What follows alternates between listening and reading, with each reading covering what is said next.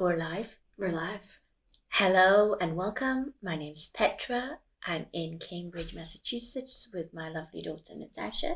Hello. And we are bringing you episode 43 of Knit Inc. Finally, I feel like we sat down. We not necessarily sat down, but we got ready, I think, twice. Oh, here's some construction happening. Once around Christmas time, and then it's mid-February. Once around Christmas time, and then I was home last week, a week ago. A week ago. Yeah. And we almost did it, but balancing Mateo nap, how we're feeling, all of that was tough. So thanks for your patience. Holidays have happened. You went to Portugal for 3 weeks. My company had a big reorg, and 40% of the marketing team was cut. So I lost my job, unfortunately, a couple of weeks ago. So just trying to figure out a little bit of what's next, balancing taking care of Mateo, and he's going to daycare 2 days a week for February and March. So I'll have 2 days a week to try and get myself sorted, and hopefully by April I'll have figured something out. That's the plan, but got to start executing on that plan. But not panicking, taking it as an opportunity. Spend some more time with my mom, spend some more time with Mateo. Take care of yourself. I've been able to do a little more exercise, which is nice.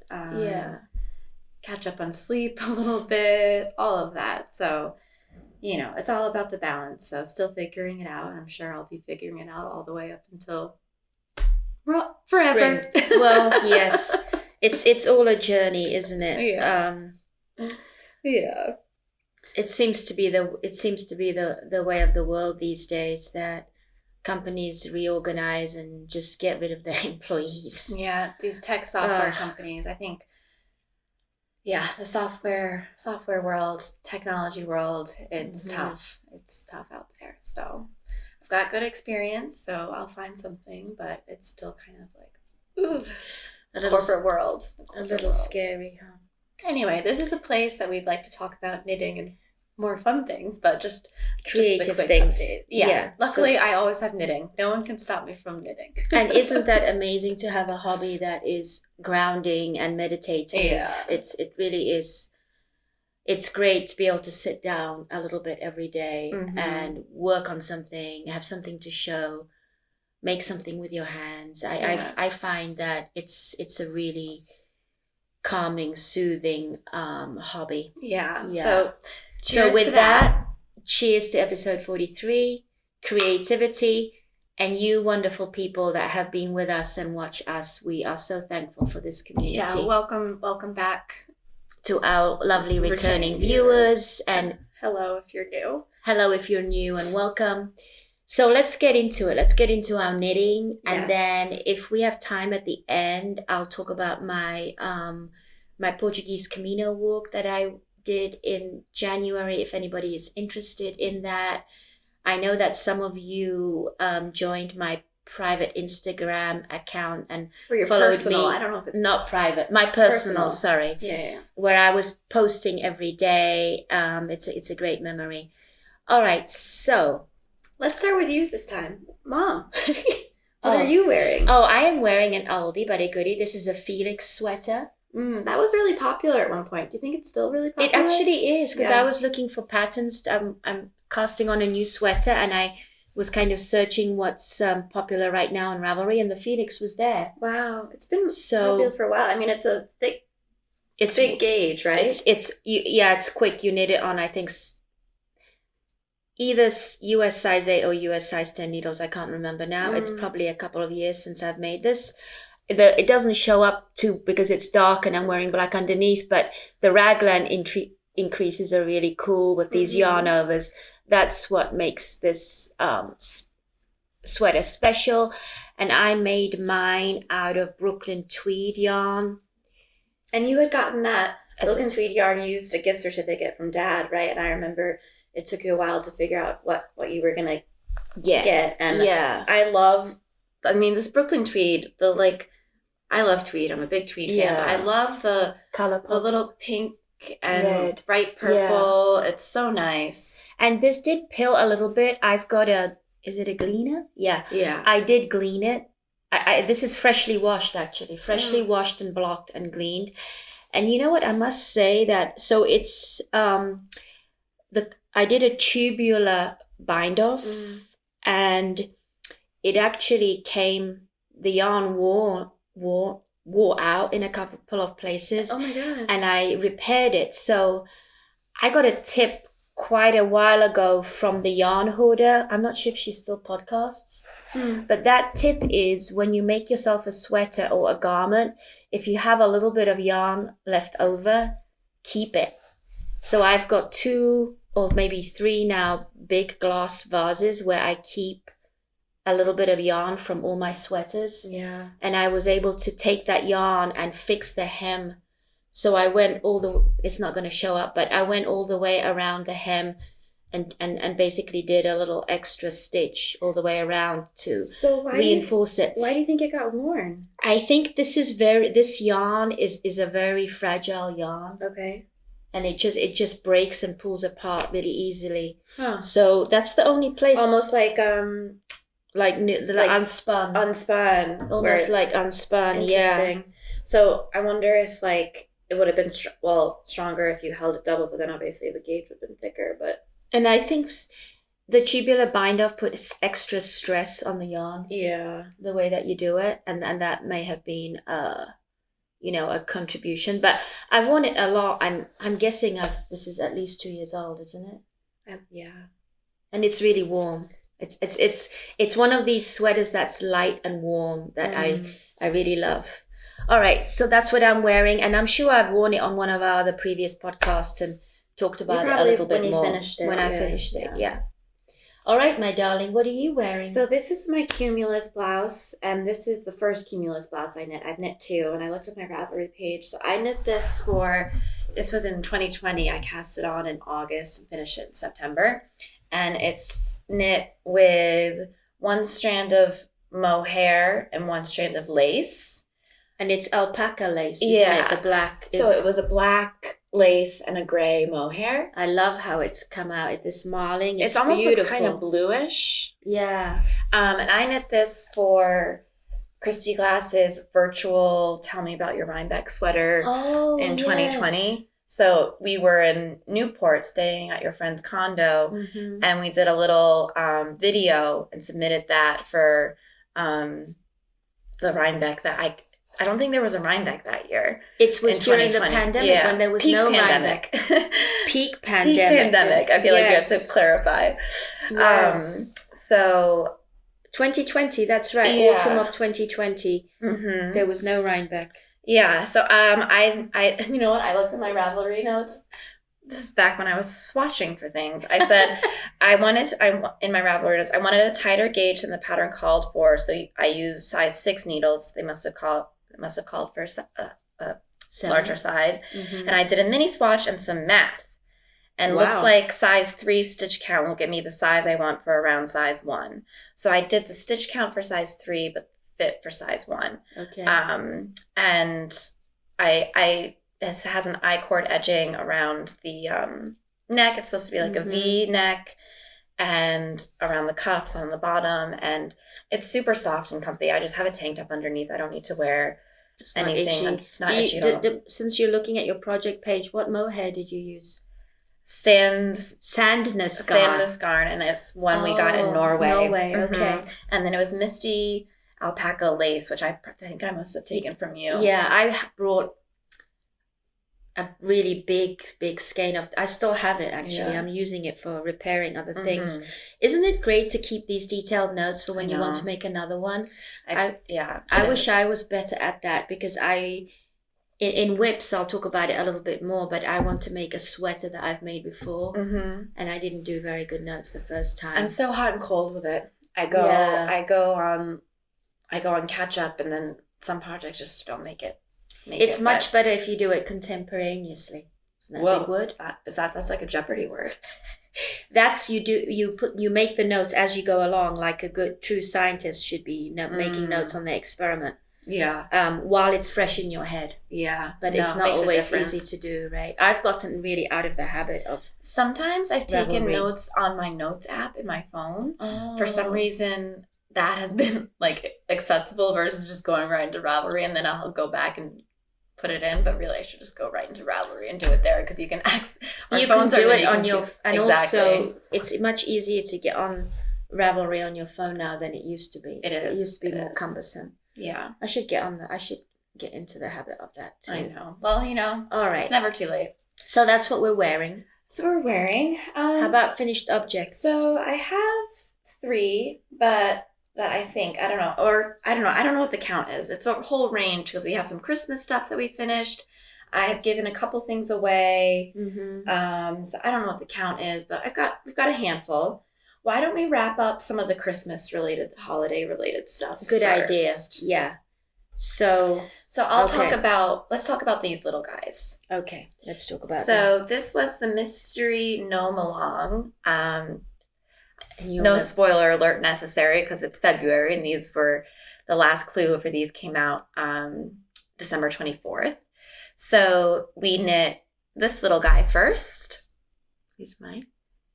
And then we knit a little partner. Which mine's not finished, in case you're wondering. So it was fun. I mean, there was definitely some mystery about this being a snowman, which was fun. And then I wasn't sure. I was like, are we doing the same one or a different one? And somehow my little hands on this guy, one's bigger than the other. I'm not really sure what I did there. But so this year, the pattern, what was it called? Let me grab my little notes. Snow Matter What. No matter what, yeah. Was the name of the pattern. So they have these cute little scarves. Which is knit like this.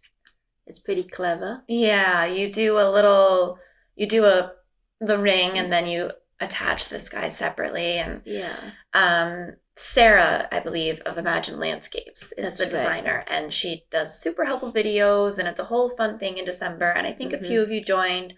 Our friend Sarah and her mom joined, and that she posted a photo. There was all these prizes you could do through Ravelry, submitting your finished objects. I didn't quite finish mine in time, and Sarah and her mom did this cute little setup where they had their 4 little snowmen, and they did these little votive candles, like they were sitting around the fire together. And really cute. Sarah did like a little mustache, a long mustache for her second one, it was kind of like a cable that went around, and it was super cute and creative, and yeah, it was fun. I think it's nice that we had 2. I liked having one big one somehow, and then like a little one when I've done that. So my favorite mystery of these is still the first one I did, which I think was also 2020, might have been 2021. But I think the snowmen are cute, and I had them all lined up on the windowsill this year, and Mateo started to be interested in them, and I'm excited to bring them all back out in 2024 for Christmas. So I didn't finish mine, and I think one of the reasons is because I went on my walking trip on New Year's Eve. Anyway, I just want to show you how my hat, I used sock yarn. You needed some orange. I didn't really have orange.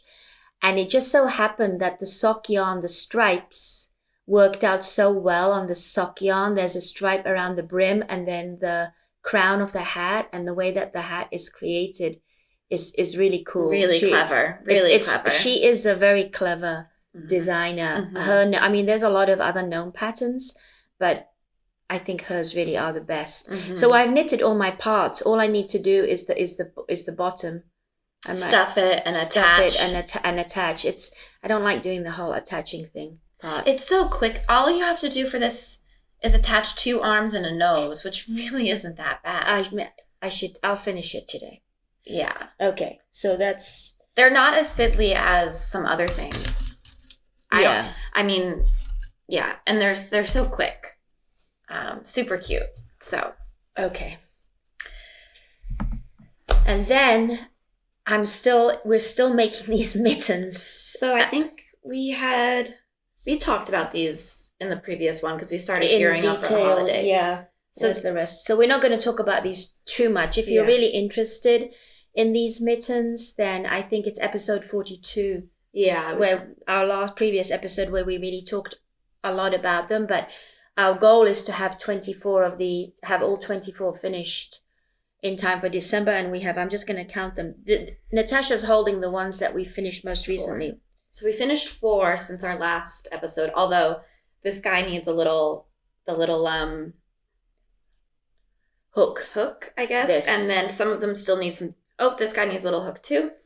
And then some still need some duplicate stitching on the numbers. So I have 11 here. And I have plus 4 is 15. And I'm working on another one. So that would be 16. You're working on the 16th. Yeah, and this one. Yeah, this actually is number 8. The number doesn't look that great, but it's little. I'm holding it upside down. Sorry. Yeah. It's little birds, actually. Can you see? Oh, they're at the right here. At the bottom, yeah. Cute. Cardinals. Mm-hmm. So I'm almost finished with another one. So what did you were holding? 16. This would be the 16th one. So that would mean we'd have 8 more to go. Yeah. Okay. And even though it's mid-February, I'm still enjoying working on these mittens. Yeah. Actually, so I'll just keep going until I run out of steam. And then we've got. Now, the numbers at least 8, 9, 10. It's kind of the high teens and the low 20s we have left. So we have 20. You have 24 done, which is okay. I'm going to talk about the ones that you've finished. Okay. So 24 is this cute little Santa. So this pattern is super creative, really great. But a couple things that we have adjusted since I have joined the team is adding an extra row before starting the number. Oh, yeah. So you do the Latvian braid, and then it was just one row of a solid, and then you go right to the number. But that tends to create like a little bit of a curl, and you can see it on this one. The number goes right into the Latvian braid. Yeah. So we've started adding an extra row. So it's an extra row of white here, just to get a little more separation. And sometimes the numbers do end up hiding a little bit. So we've been duplicate stitching. So these ones, the most recent, they're not finished. They still need their duplicate stitching, which is what I'm in charge of. But I've kind of lost steam on this holiday stuff. So I bet come Thanksgiving next year, I will be duplicate stitching. So you can just see like with this number 6. Yeah, it's not very good. Yeah, but this guy is a little angel. Number 7, I did this one. This is just a pattern. And then number 5, I also did this one, which is some holly and like a snow, kind of like a Norwegian star. Yeah. And it was your idea to do the holly in green because the pattern actually had it in a dark gray. Yeah. So the pattern, I think it's 4 colors. There's the red, white, a light gray, and a dark gray. Yeah. And we've also learned that the light gray that you had is a little too close to the white. So we've made some changes to make sure that there's enough contrast. Yeah, this is not very good. Right. So that was the light gray and the white. So switching out depending. But I think this is the only one that has green in it right now. Yeah, that is the only one. Yeah. And it's fun because different gauges between my mom and I, like you can see I did these too. And we've also, some yarn is a little thicker than others. So there are a variety of sizes, which I think is totally cute. And also we've kind of been changing which way the thumb is. Mm-hmm. So another thing I think that would be good about this pattern is just to do the number on both sides. Yeah, you could do that, actually. You know, because then, I mean, when we have them hanging, I'm not really bothered about all the thumbs going the same way, as long as it's not like just one going the other way. Right. So we've taken care to kind of have it be kind of random. But then you have the flexibility of which way it goes. I do get that sometimes there's a little bit of intarsia need for it, or you're carrying it for the whole thing or whatever. But I don't know. I think it makes sense to just do it on both sides, and then you just have the flexibility. But this is our first one, and we have big dreams of us all having a set. So by the time I'm 95, maybe it's taken. I think I started this about 4 or 5 years ago, but then it rested. Anyway, we have the first 9 already made. Right. I have 10. I might do I'm finishing up 8 right now. I might start number 10. So it'll give us a little bit of time in December. When I get excited about it around Christmas, we'll have some. And if you have 2 evenings in a row, if Mateo goes to bed 7:30 and you can just chill 7:30 to 9:30 or so, and you have the brain space to work on something complicated, we can bang these out 1 and 2 evenings. Yep. I think they probably take about 4 to 5 hours each. Yep. But those 4 to 5 hours are focus time. Yep. Versus knitting a row, putting it down, blah, blah, blah. So 4 to 5 hours of focused knitting time, you can bang them out. So, yep. And I haven't done any more of the Christmas balls. So we'll see what happens in the holidays. So I think that kind of wraps up the holiday. Nope, I have a whole, I started an Advent sock in... Just kidding. All right, let's mid-January. I wanted to do this sock during December, but I had so much going on I couldn't. Yeah. And then when I came back from my walk, which was on the 21st of January, I started my Advent socks because, why wouldn't you? They're in my Christmas knitting bag, of course. So this pattern, it was put out in December by the Bakery Bears. They have a podcast, and for their Patreon subscribers, I am one of their Patreons, they were releasing a little Advent video every day, which included a pattern for socks that's inspired by the Nutcracker. This is the Nutcracker Ballet. Okay, yep. Actually. And every other day in December, Kay Jones released a clue for the sock, and she's a really wonderful knitter, very meticulous. And so she has a video as well as a written pattern, and she gives you all sorts of tips and tricks. And Natasha's brother-in-law loves nutcrackers. So I thought that I would make him these nutcracker socks. His birthday is towards the end of February. And I just had the yarn in my stash, the colors that would work. And when I came back from my trip, I just wasn't sure what to work on. And I just decided to cast on these nutcracker socks. So this isn't a spoiler alert because, it was a December pattern. It's February. So Kay made hers in red, green, and gold. I didn't have a good green, so I went with black, and it's hard to see that in this clue, there's actually some yarn overs that look like a Christmas tree. Oh, you might be there you go. You can see it a little bit. So they're top-down socks. I usually knit my socks toe up, but I'm having a lot of fun with these, and I'm knitting them, I guess you would say, concurrently. So I'm at the heel flap now. Just the foot to go, and I'm just enjoying these. They're so gorgeous. I mean, that gold and the red and the black, they're very striking socks. I showed them to your husband Johnny last night, and he could completely see how they were Nutcracker inspired. Yeah, I did too. So this was just sort of a nice palette cleanser for me. I did take a pair of socks that I was working on my trip, and 100 grams of sock yarn just in case I ran out of knitting. But of course I didn't do that much knitting on the trip. But I did finish a pair of friendship socks that I don't have. I gave them to my friend that walked with me. Maybe you'll insert a picture. What do you mean by friendship socks? That's the pattern. I talked about them in our previous episode. You use it's a free pattern on Ravelry. You use 2 colors, and the colors I used was this gold and a pink. She loves pink and gold. It's a free pattern. The idea of these friendship socks is that I would bring 100-gram ball of yarn divided into 2 50-gram balls. My friend would do the same. We would each trade the 50 grams, and then you do this kind of striping. So you both end up that's cute. With the same pair of socks. And my local knit group did this last year. We each brought 100 grams skein caked up into 2 balls. Cute. So ideally it should be either solid or tonal, not really stripy. Yeah. Got it. So that's why they're called friendship socks. So cute. We're all over the place, but this is my whip, and this is it for Christmas knitting. Okay. Unless you've got some secrets. No. Christmas knitting stashed away. No. No. Okay.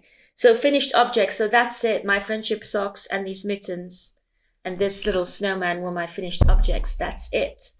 I have technically 3, but I just have 1 to show. Okay. So I made the baby vertebrae pattern, which you had made for Mateo. Mm-hmm. And I remember loving it. It's an open cardigan, so it's a little wider of an opening than a cardigan that would button or snap or zip or what have you. So there's no fussing with all of that when you're dealing with a tiny little baby and you want to take clothes off and on quickly and comfortably. And the nice thing about this is then when they're wearing it, they can kind of snuggle on you like this. So the newborn pattern is free. And then there's a pattern you can buy for $10, I think, that has multiple weights and sizes. Mm-hmm. So I used for this one, I used this baby organic cotton, which I think was a gift from one of our viewers. Mm-hmm. This is Lion brand, and I use a little bit of the skein, but I think it was just over a skein for this. It's a top-down raglan, pretty quick, a little fiddly with just the small circumference of the sleeves. Oh yeah, did you do a magic loop or DPNs? Yeah, magic loop. And I did a few extra increases then, so I just used the free pattern and I just did a few extra increases and a little bit longer sleeves. And then I did a couple decreases on the sleeves. The pattern doesn't have you do any decreases on the sleeves, but because I did a few extra increases, I felt like they needed it. Uh-huh. So this one is in cotton, and this is for my cousin's baby, his wife is due in April. Yeah, early April. And they live in Dubai. They're English, but they live in Dubai. So this is a cotton one for a desert baby. Yeah. And then I used my Arne and Carlos Regia sock yarn that I got on our knitting cruise. Yeah. For my friend Julia, who I have talked about before on this podcast, on this YouTube channel. She's a knitter as well. So I made her a baby vertebrae as well and a matching hat. And her shower was this weekend. So I finished them just in time. So it's this was the yarn, the mountains and fjords, and you can see the pattern does make that. I did take a picture, so I'll insert that. And I had Mateo try on the hat. It's too tight for him, but that's okay because he's over 1, and this is for a baby to wear. And also Mateo has a huge head. When is that baby born? Beginning of March. Was Julia thrilled with the hat? She didn't open it in front, but her husband texted me this morning and said we cried when we opened them. So, and I it's the great thing. This is machine washable. Yeah. She's a knitter. She gets it, but you still want something easy that you can throw in the washing for a baby. It's different for an adult. She would, but I think, a baby, who knows what liquids you're going to be dealing with. So, this is good yarn. And so from the baby vertebra, a little bit bigger than a newborn, and then I did a 2x2 ribbed hat. I only have this much left from 100 grams. Oh, that's great. Which was really nice. I was kind of hoping I would have enough for a pom-pom, but this would just be a pretty sad pom-pom. So, and the pooling came out pretty cool. So as you will see in the picture I posted. So the hat I whipped up in 2 days, and I was just doing it, like carrying it around with me as I was like playing with Mateo. I would just do like a row and then just like play with him and then do a row and then play with him. So I was like, I need this done before the shower. Like I could have finished it and mailed it, but I just wanted them to have the matching set. Oh, that's nice. So I can knit on the go a 2x2 hat. And I think I've done this hat before. I think it's Gnist, Gnist. Oh. And I think I cast on 104 stitches. The pattern calls for size 2, but I did size 3. Needles, you mean? Yep. It's just one size. And I wanted it to just be a little bit bigger, so maybe it can fit, November, December. Yeah. It just fit Mateo, like it was a little too tight. And then I just did 7 inches and then did the crown decrease. So pretty simple. So those are my FOs. Okay. And I really only have one whip to talk about. Okay. I'll just flash this as I do. This isn't my one whip, but I am ready to start my fourth color. Oh, nice. Or fourth row. I love the color blocking. My Natasha. fourth row, and there will be what color are you going to be doing? So the fourth I'm row? going to do 2 grays. Oh no, I'm not. Oh. No, I put it aside. So I'm going to be doing the. I'm going to do. Shall I hold this? Sure. I'm going to do a small. This is going to be a small block like this, and then a long of the gray. This is the medium gray. Oh no, this is the same. I don't know. I have to think about it. Maybe I'll do. Do you have another shade of? Yes, two shades of gray. Yeah, maybe I'll do this shade of gray. I think that will be better. Yeah. Yeah, I'm gonna do these two. So this, I hope this is gonna be my test row, because I tried to weigh it out that I had 80% of the yarn in the long stripe and 20% in the short. Mm-hmm. So when I do this small square, it's gonna, this is the first time I'm using the color twice. There are 7 colors. I don't know why I held up 4 fingers and said 7 colors. I'm on the 4th row. Right. It's going to be, we're going to see how much, if it actually makes it. Yeah, if I'm going to be playing yarn chicken or what. Fun. So, yeah, this was a blanket from Mateo, but he's at a point where like blankets aren't really useful to him right now, because he doesn't sleep with one. He sleeps with a sleep sack, and then he's on the move, so he's not laying down on top of a blanket to play. So he's just walking now. He's just toddling around. Yes. It's just so pretty magical sweet to see him. He's so proud of himself. Yes, he claps and everything when he walks, and he gets very, very excited. So it's very sweet. I will put in a video of him walking.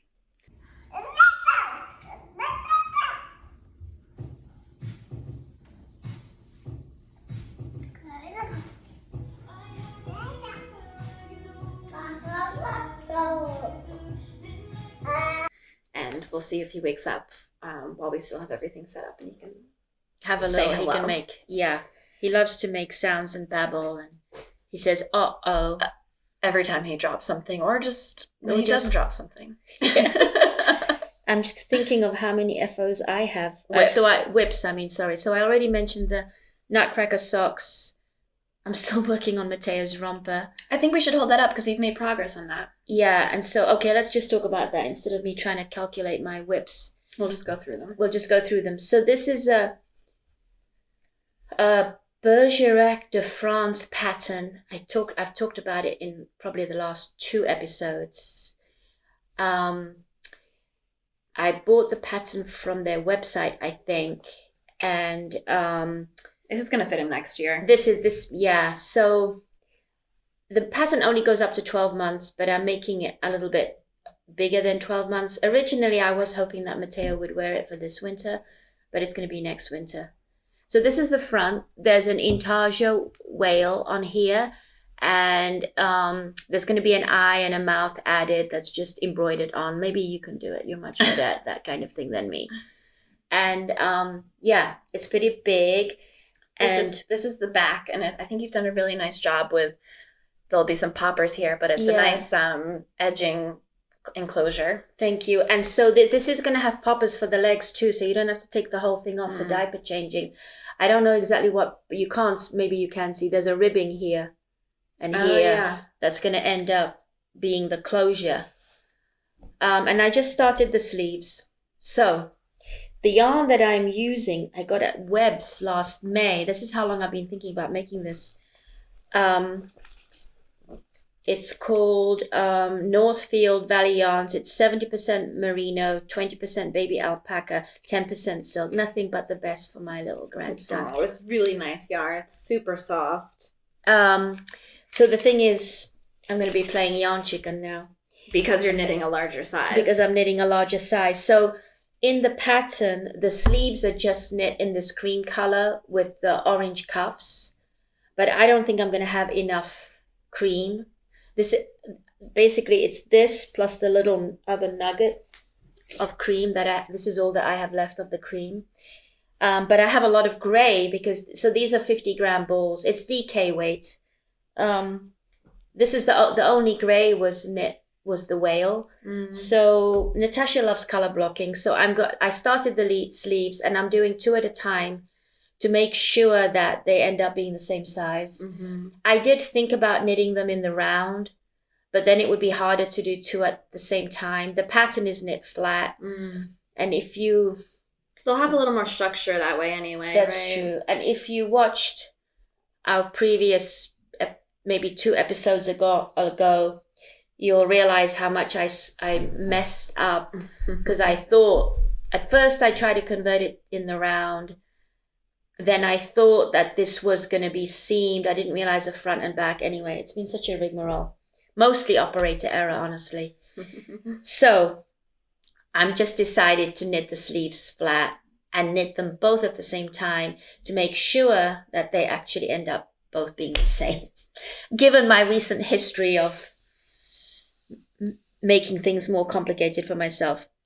So really, I'm pretty close now that I've got these 2. And then it's going to be the sewing up and the neckband and all of that, which, as we all know, can be a challenge. But I'm motivated. I'm powering through. Yes.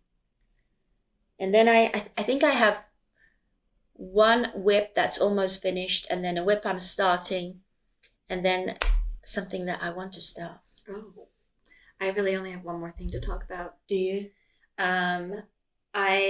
There's a whole slew of babies being born this spring. So, a couple it's the sibling being born. So then of course I'm like, well, I can't make something for the newborn and not the that's other important. one. So, I'm kind of going in order of due dates. So Julia's March, the next is April, after my cousin's April. So, the sister Audrey, I'm knitting her hat first because I'm doing a bigger size. So in case that's too small, I can have this be for the baby. Oh, that's a good strategy. Yeah. So you had given me some of your yarn. I recognize this yarn.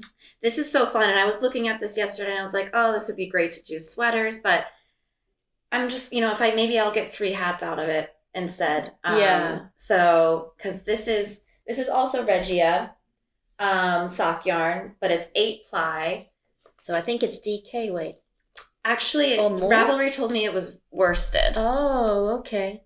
And this is from my stash? Yeah, this is from your stash. I am obsessed with this yarn. It looks like, hand spun in a way with the coiling. And it's blues and purples and pinks. And it's going to be 2 sisters. And the family loves cats. Oh. So I'm doing the Lola hat, which is a free pattern. And it does newborn, baby, child, adult. So it was so great to use the Ravelry searching for this. I put in the worsted. I put in baby. Actually, I think the way Ravelry does it is like 5 and under is considered the baby, and then they do up. But anyway, then I did free. I also looked at the paid, but I was on the go.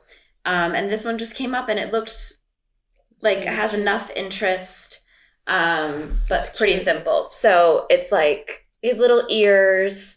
So I thought this would be really cute for sisters. And I'm just going to do the same yarn for both. Oh, that's lovely, Natasha. So they'll have one. I'm doing the child size, and Audrey is only going to be a little over 2 in the winter. And the baby, so because I'm thinking an April baby, we do sometimes get snow in April in Boston, but I'm really thinking next fall for them. So I'm going to do the child size and the baby size rather than a newborn size and a baby size. That's a good idea. They'll have room to grow if necessary. So that's that. And then maybe there will be a 3rd baby that will get this. Or you could make those mittens.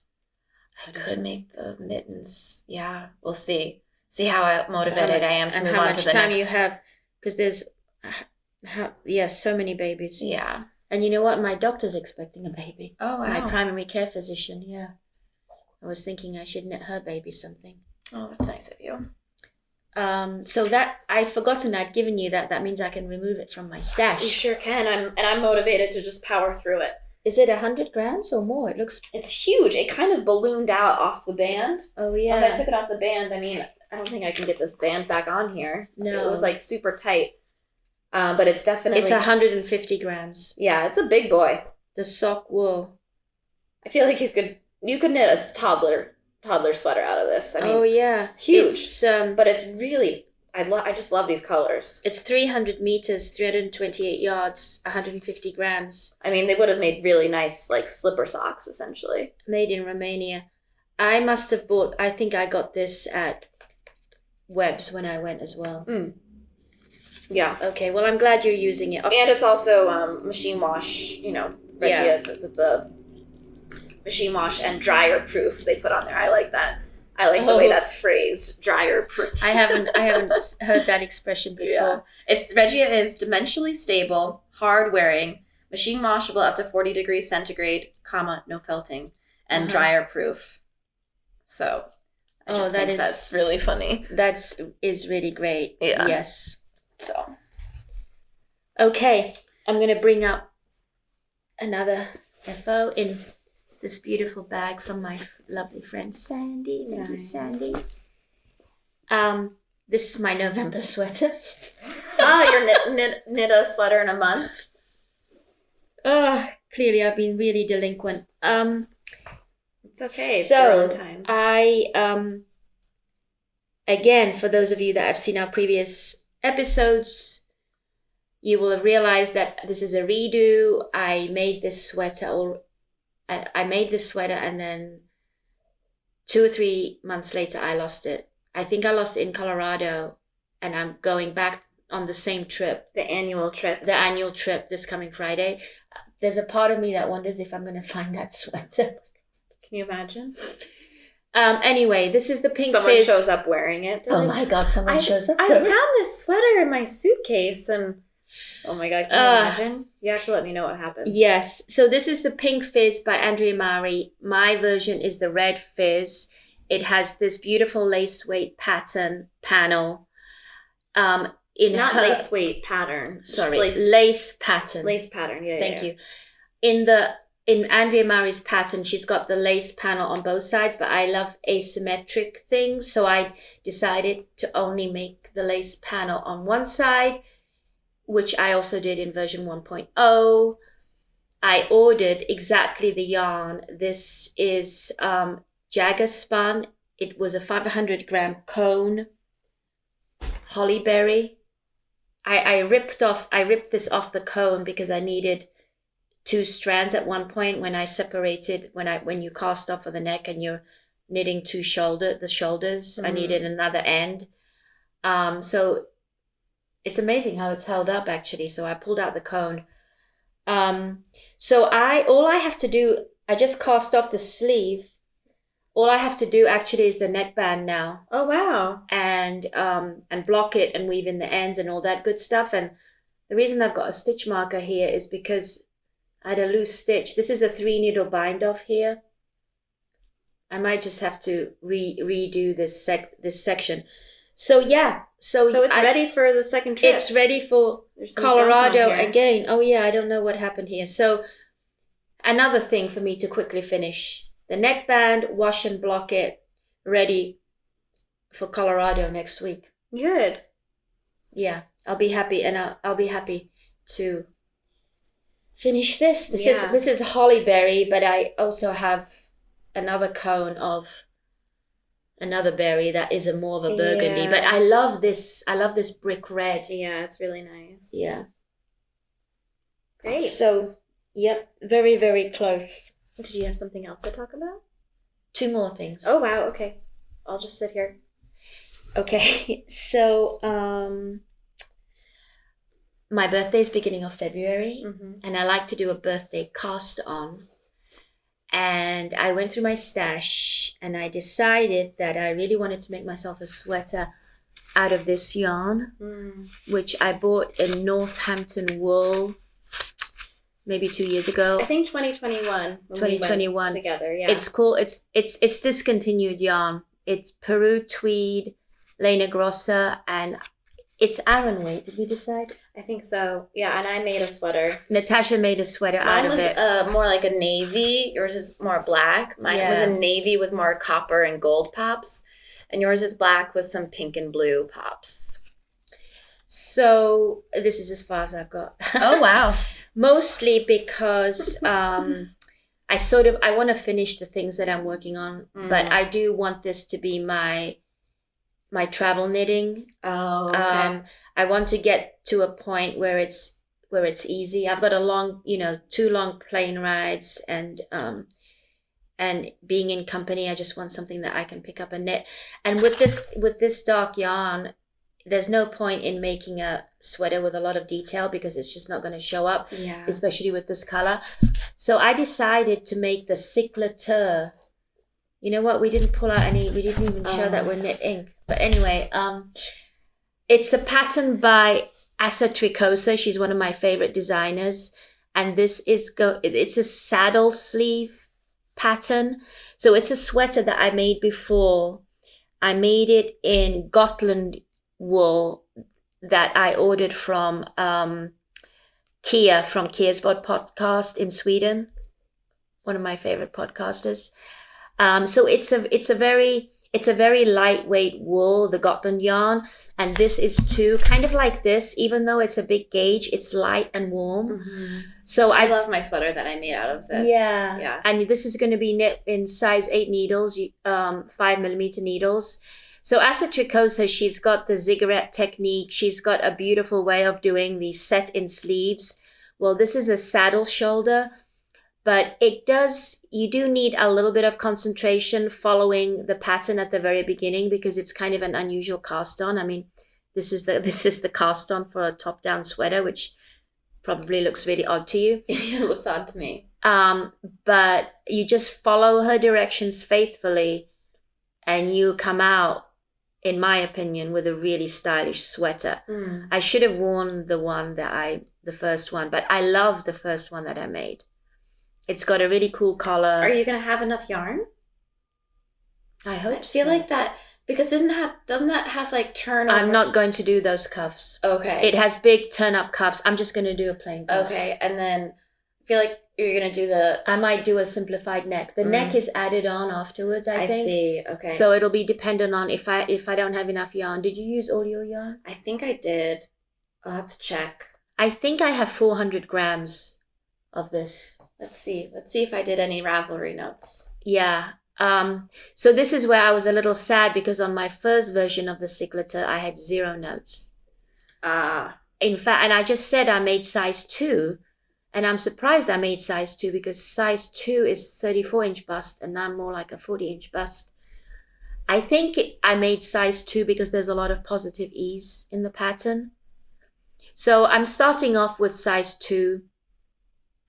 The nice thing about these sweaters is that top down, as you all know, you can try on as you go along and adjust accordingly. Mm-hmm. So my goal for this week is to finish my red fizz, finish the gnome this afternoon, and get this to a point where I'm just knitting for my long flight to Denver and car ride. We're renting a car, but I'm not going to be a driver.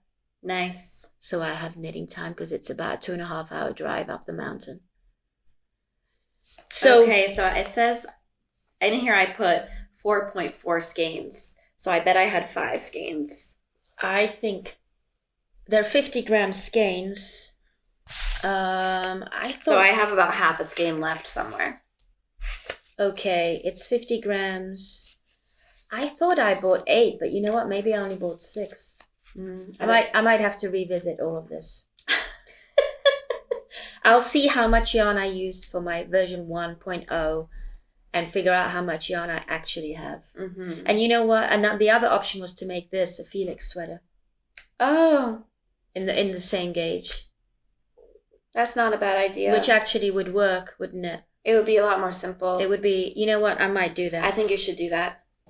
And make the Then you don't have to faff about, as they say. I don't have to faff about and I don't have to be... You don't have to be doing yarn chicken. It's a simpler pattern. you don't have to adjust it. You have this to measure. I mean, you have your other one too, but yeah. And I do want to make another cyclic but I've got other, anyway. Okay, so that's not a bad idea. Yeah. So that's all the knitting. The other thing that I want to talk about is a idea. I was inspired by Jonathan Day. Oh, okay. I haven't heard about this. So Jonathan Day is one of our favorite podcasters, and we were lucky enough to actually meet him in person at Rhinebeck. Hi, Jonathan. Hello. I watched your recent podcast this past weekend, and what I was really inspired by was the blanket that you're making. Oh, I have to watch this episode. You're gonna love it, Natasha. As well as the gorgeous sweater and mittens. If you don't watch Jonathan Day's podcast, you really should. His knitting is exquisite. Yeah. So Jonathan is starting this blanket, and it's called The Sweet Shop by Laura Penrose. It's in some ways it's similar to the Cozy Memory blankets, but it's much crisper. The idea is that... What do you mean crisper? It's got crisp lines. Oh, okay. It's more geometric, which I think you would really appreciate that. Let me look it up. What's it called? It's called The Sweet Shop. So you pick one neutral color, and then you can use your scraps. It's a fingering. It's a DK weight pattern. You use two fingering. You use fingering. Two strands of fingering yarn held together. And Jonathan ordered 2 cones for his main color, woolly knits, which I made a sweater out of woolly knits. But I was thinking that I could use my Holst Super Soft. I still have some cones left over, and maybe have a couple of neutrals. So if you found it, it's easier if we can show a picture of how it's knit. I just went to his page and I don't see it. What appeals to me about this is I have so many fingering weight scraps. And it would be a really cool way. Yeah, that's the blanket. So you can see you have one solid color. And then the reason it's called a sweet shop is because you just pick from your stash or a basket. Jonathan's made a basket of all the yarn that he's using. And his are all these beautiful blues and grays. And it looks really gorgeous. So you see what I mean when I say crisp? Mm-hmm. And also... you add the squares as you go along, so there's no sewing it all up at the end and you weave in. And I like the lines a bit better than the Cozy Memory blanket. I just want to show, this is one of the pictures on the Ravelry page. That's not giving it anything away, but there's different options. So the first is a baby or a pet blanket, then a lap blanket, a larger lap blanket, and then a throw. So you can see how you can do different sizes. So my only reservation is, or concern I should say, is that a lot of my fingering weight scraps are from self-striping sock yarn, and you have to hold them double, and then that might muddy the effect, or it would marl it.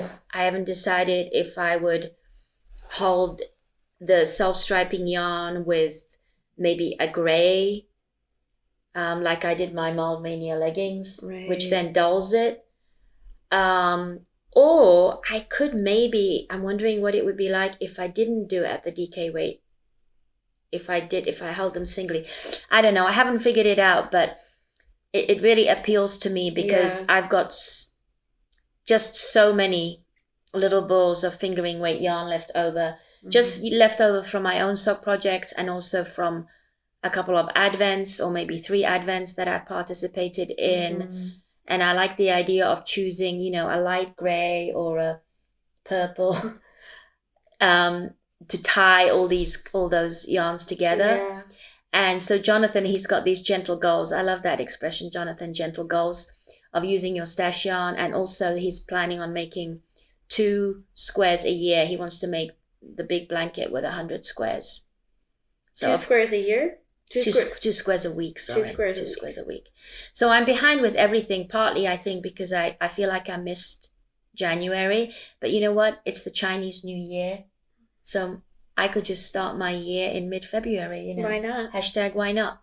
So that's it for my future project, is a sweater out of that Lena Grossa yarn and maybe starting a blanket. And then I need to do some baby gift knitting too. There's a lot of babies in the works that are incubating. So that's it. That's all my knitting spiel for the time being. What about you? Yeah, that's about it. I'm gonna bust out some hats, and I'm itching to cast on something for myself. It's been a while. I was gonna ask you haven't made a sweater. I know. I put some yarn aside because I was gonna rip out my Rainier. Oh, that's right. But I haven't started that, so we'll see. There's things percolating. I haven't committed to anything yet, but I do have yarn available to me to start something for myself. Oh yeah, you should make yourself a spring sweater. Yeah, that would be a good idea. Yeah, something for spring. So I think that's it. I'll just talk about my Camino walk a little bit, shall I? Yeah. So I love long distance walking, and in 2009 I did the Camino Frances, which is actually in Spain with my parents. My dad introduced me to it, and ever since then I've just been wanting to do more and more long distance walking. And in early December, I have a friend that's very adventurous. We were hanging out on a rainy Sunday, and I said, what about doing the Portuguese Camino in January? Because the climate is pretty mild there in the winter, it was doable. The temperatures were in the teens centigrade, in the high 50s, low 60s Fahrenheit. We did have a little bit of rain, but because it was off season, we didn't really worry about making reservations or anything. And we got a pretty good flight to Lisbon, and then flew to Porto. This is my first time in Portugal. It's such a beautiful country. The people were so kind and gentle. And we walked from Porto to Santiago in Spain, mostly along the coast. And in Portugal, they have this tremendous boardwalk system along the coast that goes on for miles and miles. So it was mostly flat walking, which was great. Seafood was amazing. I had put together sort of a tentative Google document as to how many miles or kilometers we should walk every day. We only stuck to it for 2 days. We ended up walking less distance a day than I originally thought. And the reason for that was sort of twofold. One was the daylight hours were relatively short. It didn't really get light until about 9 o'clock in the morning. And the sun would be setting around 5:30 p.m. And we were kind of slow in getting ready and walking. Most days we didn't really start walking till about 10 o'clock. The second day, I think we ended up getting to our accommodation in the dark, and we decided, A, we didn't want to be doing that. And B, if we saw a cafe that we wanted to stop in and we wanted to just sit for an hour and enjoy the view, we would rather do that than rush through the landscape because it was just so gorgeous. But we did manage to make it to Santiago. We walked for 17 days, about 200 miles. So we averaged about 12 miles a day in the end. And that was very comfortable. We carried our own stuff. Our backpacks were pretty light. We didn't have to carry too much water or food because there were stores and cafes. And we met 2 wonderful ladies along the way that joined us. Yep, from the Netherlands, and Ellie from Germany. And we ended up sharing accommodation and cooking together most evenings because they were vegan. I was traveling with 3 vegans. And the produce was amazing. So now I'm sort of thinking about my next walk, which there's a definite plan in October to walk in Greece, to walk Mount Olympus. That's going to require some training. And then maybe a walk in April to the Canary Islands, but that may not actually happen. Oh. So yeah, so that was my big trip. It was a fantastic way to start the new year, and I would love to go back next year and walk from Lisbon to Porto along the coast. Yeah, the pictures are beautiful. I was jealous. It looked really nice, and I loved just the updates. It was fun, and it looked like, a great trip, and it wasn't crowded, and you met interesting people, and going off season was fantastic because we didn't have to worry about accommodation. We were always able to find accommodation, and it wasn't crowded. The weather was fine. It was good for walking. I didn't buy any wool, but I did buy myself a hand-woven jacket that I will show on the next podcast. Beautiful. Which was sort of my special birthday gift to myself. Yeah. Yeah. So that's it. So we have a family trip planned at the end of March. My mom is coming over to visit, and my sister. So we'll talk about that. Hopefully we'll be able to podcast in 3 weeks or so. Yeah, or maybe we'll be able to in Florida. We'll see. Or maybe we'll be able to in Florida, yeah. So I think that's it. I hope you guys are keeping well. Thank you so much for watching. Please subscribe. We're still trying to get to our milestone of 7,000 subscribers. But with the whole YouTube algorithms, it's so weird now how whether we pop up in people's feed or not. Yeah. But hope you're keeping well, and hope that you're finding time to do what brings you joy. It really is important in the crazy madness of what this world has become. Yeah. Okay. Thanks, everyone. Thanks for watching. Bye. Bye. Until next time. Bye.